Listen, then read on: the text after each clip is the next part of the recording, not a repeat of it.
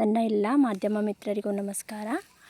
ಹಾಗೂ ನನಗೆ ಕಂಟಿನ್ಯೂ ಆಗಿ ಯಾರೆಲ್ಲ ಸಪೋರ್ಟ್ ಮಾಡ್ಕೊ ಬಂದಿದ್ದೀರಾ ಎಲ್ಲರಿಗೂ ನನ್ನ ಧನ್ಯವಾದ ತಿಳಿಸ್ತೇನೆ. ಹಾಗೂ ನನ್ನ ಚಾನಲನ್ನು ಯಾರು ಹಾಗೆ ನೋಡ್ತಾ ಇದ್ದೀರಾ ಸಬ್ಸ್ಕ್ರೈಬ್ ಮಾಡದೆ ನನಗೊಂದು ಸಬ್ಸ್ಕ್ರೈಬ್ ಮಾಡಿ ಸಪೋರ್ಟ್ ಮಾಡಿ ಅಂತ ನಾನು ನಿಮಗೆ ಕೇಳ್ಕೊಳ್ತಿದ್ದೇನೆ.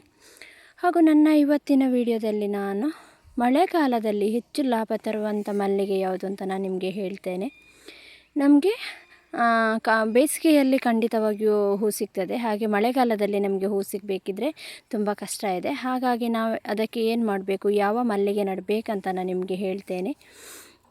ನಾನು ಕೂಡ ಈಗ ಪ್ರೋಸೆಸ್ ಸ್ಟಾರ್ಟ್ ಮಾಡಿದ್ದೇನೆ. ನಾನು ನಟ್ಟಿರಲಿಲ್ಲ, ಈಗ ನೆಡಬೇಕಂತ ಡಿಸೈಡ್ ಮಾಡ್ಕೊಂಡಿದ್ದೇನೆ. ಯಾಕಂತ ಹೇಳಿದರೆ ನನಗೆ ಪ್ಲೇಸ್ ಇರಲಿಲ್ಲ, ಆದರೆ ನಾನು ಬೇರೆ ಒಂದು ಮೆಥಡಲ್ಲಿ ನಾನು ಇವಾಗ ಮಾಡುವ ಅಂಥೇಳಿ ನಾನು ಡಿಸೈಡ್ ಮಾಡ್ಕೊಂಡಿದ್ದೇನೆ. ನೋಡಿ, ಮಳೆಗಾಲದಲ್ಲಿ ನಮಗೆ ಜಾಜಿ ಮಲ್ಲಿಗೆ ತುಂಬ ಲಾಭವನ್ನು ತಂದುಕೊಡುತ್ತೆ. ಇದು ಆಲ್ಮೋಸ್ಟ್ ಎಲ್ಲರ ಮನೆಯಲ್ಲಿ ನೆಡ್ತಾರೆ. ಹಾಗೂ ಯಾರೆಲ್ಲ ನೆಡಲಿಲ್ಲ ಇನ್ನೂ ಸ್ಟಾರ್ಟ್ ಮಾಡ್ಕೊಳ್ಳಿಲ್ಲ, ನೀವು ಈ ಗಿಡವನ್ನು ಸ್ಟಾರ್ಟ್ ಮಾಡಿ. ಮಳೆಗಾಲದಲ್ಲಿ ಇದು ತುಂಬ ನಮಗೆ ಲಾಭ ಕೊಡುತ್ತೆ. ಯಾಕಂತ ಹೇಳಿದರೆ ಇದು ತುಂಬ ಹೂ ಬರುತ್ತೆ. ಇದಕ್ಕೆ ಯಾವುದೇ ರೀತಿಯ ರಿಸ್ಕ್ ತಗೋಬೇಕಂತ ಇಲ್ಲ, ನೀರು ಹಾಕಬೇಕಂತ ಇಲ್ಲ. ಯಾಕಂತ ಹೇಳಿದರೆ ಮದ್ದು ಹಾಕಬೇಕಾಗ್ತದೆ, ನೀರು ಹಾಕಬೇಕಂತಿಲ್ಲ. ಯಾಕಂತ ಹೇಳಿದರೆ ಮಳೆಗಾಲದಲ್ಲಿ ಆಗುವ ಕಾರಣ ನೀರು ಬೇಕಂತಿಲ್ಲ.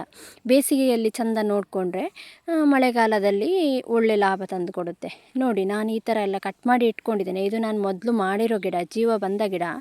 ಈ ಥರ ಪಾಟಲ್ಲಿ ನೆಟ್ಟಿದ್ದೇನೆ ನಾನು. ಇದು ತುಂಬ ದೊಡ್ಡದಾದರೆ ಮತ್ತೆ ನೆಲಕ್ಕೆ ನೆಡುವ ಅಂಥೇಳಿ. ಇವಾಗ ನೆಲದಲ್ಲಿ ಅಷ್ಟು ನನಗೆ ನೆಡಲಿಕ್ಕೆ ಇದಿಲ್ಲ, ಪ್ಲೇಸ್ ಇಲ್ಲ. ಆದರೆ ನಾನೇನೋ ಬೇರೆ ಒಂದು ಐಡಿಯಾ ಮಾಡ್ಕೊಂಡಿದ್ದೇನೆ. ಅದು ಸಕ್ಸಸ್ ಆದರೆ ನಾನು ನಿಮಗೆ ಹೇಳ್ತೇನೆ. ಇಲ್ಲಾಂದರೆ ಪಾಟಲ್ಲಿ ಇರ್ತದೆ, ಎಷ್ಟು ದಿನ ಇರ್ತದೆ ಅಷ್ಟು ದಿನ ಇರ್ತದೆ. ನೋಡಿ, ನಾನು ಈ ರೀತಿ ನೆಟ್ಟ ಗೆಲ್ಲುಗಳನ್ನು ನಾನು ಹೀಗೆ ಕಟ್ ಮಾಡಿ ತೆಗಿತಿದ್ದೇನೆ. ಕಟ್ ಮಾಡಿದಾಗ ಬುಡದಿಂದ ಮತ್ತೆ ಪುನಃ ಚಿಗುರು ಬರ್ತದೆ, ಹಾಗಾಗಿ ಕಟ್ ಮಾಡಿ ತೆಗಿತಾ ಇದ್ದೇನೆ. ನೋಡಿ, ಇಷ್ಟು ಗೆಲ್ಲುಗಳು ಸಿಕ್ಕಿದೆ. ಈಗ ನಾನು ನೆಡಲಿಕ್ಕೆ ಯಾವ ರೀತಿ ಪ್ರೋಸೆಸ್ ಮಾಡ್ತೇನೆ ಅಂತ ಹೇಳಿದರೆ, ಬೇರು ಬರಲಿಕ್ಕೆ ಈ ಥರ ಒಂದು ಪಾಟಲ್ಲಿ ಮಣ್ಣನ್ನು ಹಾಕಿಟ್ಕೊಂಡಿದ್ದೇನೆ. ಇದರಲ್ಲಿ ಒತ್ತೊತ್ತಾಗಿ ನೆಡ್ತೇನೆ. ನನಗೆ ಎಷ್ಟು ಬೇರು ಬರುತ್ತೆ ಅಷ್ಟು ಸಿಕ್ಕಿದರೆ ಸಾಕು. ಯಾಕಂತ ಹೇಳಿದರೆ ನನಗೆ ಈಗ ಹೊರಗಡೆ ನೆಟ್ಟರೆ ನನಗೆ ಅದನ್ನು ನೋಡ್ಕೊಳ್ಳಿಕ್ಕೆ ಸಾಧ್ಯ ಆಗೋದಿಲ್ಲ. ಹಾಗಾಗಿ ಈ ಥರ ಪಾಟಲ್ಲಿ ಒಟ್ಟಿಗೆ ನೆಟ್ಟಿಡ್ತೇನೆ. ಎಷ್ಟು ಬೇರು ಬರುತ್ತೆ ಅಷ್ಟು ಗಿಡವನ್ನು ನಾನು ನೆಡಲಿಕ್ಕೆ ತಯಾರಿದ್ದೇನೆ. ಹಾಗಾಗಿ ನೋಡಿ, ಈ ಥರ ಪುಷ್ ಮಾಡ್ತಾಯಿದ್ದೇನೆ. ಯಾಕಂತ ಹೇಳಿದರೆ ಮಣ್ಣು ಟೈಟ್ ಆಗಬೇಕು.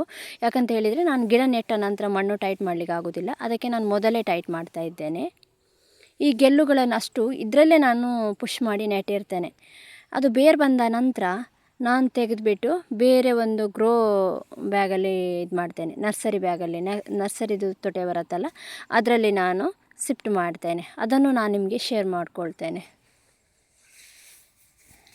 ನೋಡಿದ್ರಲ್ಲ ಹೇಗೆ ನೆಡ್ತಾ ಇದ್ದೇನೆ ಅಂಥೇಳಿ.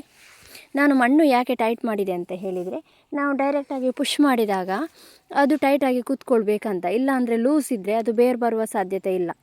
ಹಾಗಾಗಿ ಮಣ್ಣನ್ನು ಫಸ್ಟೇ ಟೈಟ್ ಮಾಡ್ಕೊಂಡಿದ್ದೇನೆ. ಇಲ್ಲಾಂದರೆ ನೆಟ್ಟ ನಂತರ ನನಗೆ ಪುಷ್ ಮಾಡಲಿಕ್ಕೆ ಆಗೋದಿಲ್ಲ. ಯಾಕಂತ ಹೇಳಿದರೆ ಒತ್ತೊತ್ತಾಗಿ ನೆಟ್ಟಿರ್ತೇನಲ್ಲ, ಹಾಗಾಗಿ.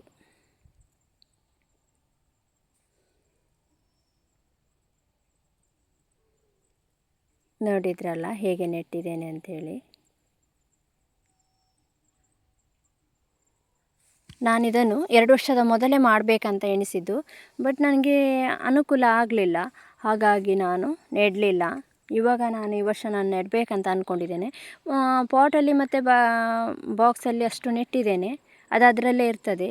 ಬಟ್ ಇದನ್ನು ಯಾವುದಕ್ಕೆ ಶಿಫ್ಟ್ ಮಾಡ್ತೇನೆ ಏನಂತ ನಾನು ನಿಮಗೆ ಶೇರ್ ಮಾಡ್ತೇನೆ. ಎಲ್ಲಿ ನೆಡ್ತೇನೆ ಹೇಗೆ ಅಂತ ನಾನು ಶೇರ್ ಮಾಡ್ತೇನೆ. ನೋಡಿದ್ರಲ್ಲ ಇಷ್ಟು ನೆಟ್ಟಿದೆ ನಾನೀಗ. ಇದನ್ನು ಎಲ್ಲಿ ಇಡ್ತೇನೆ ಅಂತ ನಿಮಗೆ ಕೂಡ ಹೇಳ್ತೇನೆ. ನೋಡಿ, ಇದನ್ನು ಫುಲ್ಲು ನೆರಳು ಬರುವಂಥ ಜಾಗದಲ್ಲಿ ಇಡ್ತೇನೆ. ಗಾಳಿ ಕೂಡ ಬೇಕಿದ್ದಕ್ಕೆ, ನೀರು ಕೂಡ ಬೇಕು, ಮತ್ತು ಬಿಸಿಲು ಬೇಡ, ಇದಕ್ಕೆ ನೆರಳು ಬೇಕು. ಹಾಗಾಗಿ ನೋಡಿದ್ರಲ್ಲ ಸ್ನೇಹಿತರೆ, ನನ್ನ ಈ ವಿಡಿಯೋ ನಿಮಗೆ ಇಷ್ಟ ಆದರೆ ನನಗೆ ಸಪೋರ್ಟ್ ಮಾಡೋದಂತೂ ಮರಿಬೇಡಿ. ಹಾಗೂ ಇನ್ನೂ ಹೆಚ್ಚಿನ ಮಾಹಿತಿಯಾಗಿ ನಿಮಗೆ ಮುಂದಿನ ವಿಡಿಯೋದಲ್ಲಿ ಸಿಗ್ತೇನೆ.